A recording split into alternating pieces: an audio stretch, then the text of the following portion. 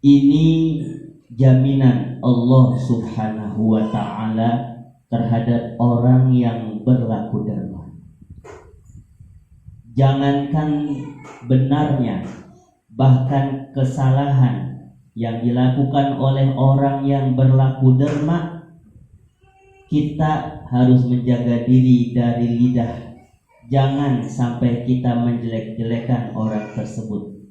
Jangan sampai kita mengucilkan orang tersebut, mengejek lantaran orang yang derma tadi salah dalam tingkah lakunya, baik dalam ucapnya, dalam perilakunya. Semua yang kita lihat, kita tahu orang ini yang berlaku derma. Kemudian sewaktu-waktu dia terpeleset atau tersalah, lalu kita mengejek, lalu kita menjelek-jelekan orang tersebut, maka Allah Subhanahu wa ta'ala yang langsung menghadapi kita, yang langsung membalas sikap kita terhadap orang yang derma tadi. Allah yang menjamin itu. Allah Subhanahu wa ta'ala yang menjamin itu. Makanya betul semalam baru kita sama-sama ngobrol di depan itu, di depan warung. Ada mantan RT, kita tidak sebut siapa. Kemudian ini sudah lama menjabat, hampir 5 tahun lebih, dan tidak menutup kemungkinan RT tersebut yang menjabat lebih dari 5 tahun dia sudah berlaku baik. Itu tidak menutup kemungkinan dia sudah menyisihkan sebahagian hartanya untuk orang-orang yang perlu disantuni, baik anak yatim kah, atau kaum duafa kah, atau yang lainnya lah, oleh Pak RT tersebut. Selama menjabat 5 tahun lebih, tidak mungkin itu tidak dia lakukan. Artinya sudah dia lakukan, artinya dia melakukan kebaikan. Lalu terlengser, dia tidak menjabat lagi, digantikanlah oleh RT yang baru.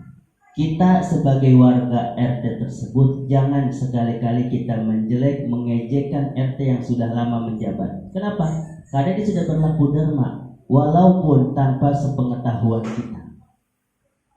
Karena yang kita lihat selama ini, yang kita lihat sejauh ini, mungkin dia hanya berlaku yang jelek-jelek saja.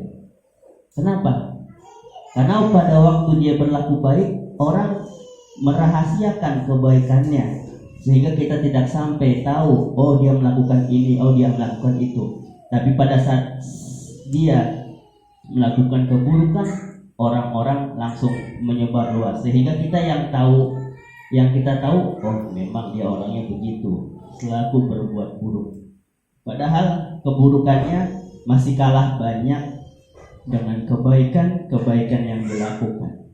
Oleh karena itu kita terhadap siapapun sebenarnya, siapapun orangnya, kita janganlah sekali-kali kita untuk menjelekkan, mengejek dan menjatuhkan orang yang mungkin dia sudah banyak berperilaku baik terhadap sesama, walau tanpa sepengetahuan kita. Dan kebaikannya hanya Allah Subhanahu wa ta'ala lah yang mengetahui dengan sedetil-detilnya. Dan awas, kata Rasulullah, wahai Ali, ittaqi da'watas sakhi, takut sama doanya orang yang berlaku derma. Nanti tuh kalau orang yang berlaku derma dia sakit hati, dia memanjatkan doa, ya Allah si anu ngejek-ngejelekin saya, ngejatuhin saya, ngejek saya, ya Allah ku serahkan padamu, terserah engkau mau perlakukan apa terhadapnya. Kalau sudah berdoa seperti itu, kita khawatir Allah akan mengijabah semua permintaannya. Makanya Rasulullah di sini berpesan, wahai Ali, ittaqi da'watas sakhi, takut ente sama doanya orang yang berlaku derma. Ini catatan buat kita, bukan yang hanya berlaku derma, bukan yang doanya Allah Subhanahu wa ta'ala ijabah, tapi semua orang-orang yang baik.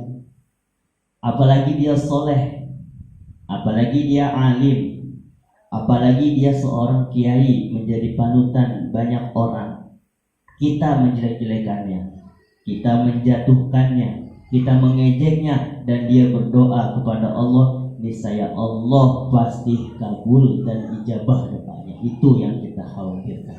Mudah-mudahan juga kita selain orang yang bertakwa nantinya, selain kita menjadi orang yang derma nantinya, kita juga bisa menjadi orang yang menghormati terhadap sesama, terlebih terhadap orang-orang yang soleh, terlebih terhadap orang-orang yang dikenal baik, terlebih terhadap orang-orang yang alim, terlebih terhadap para ulama yang memang dijadikan panutan terhadap sesama.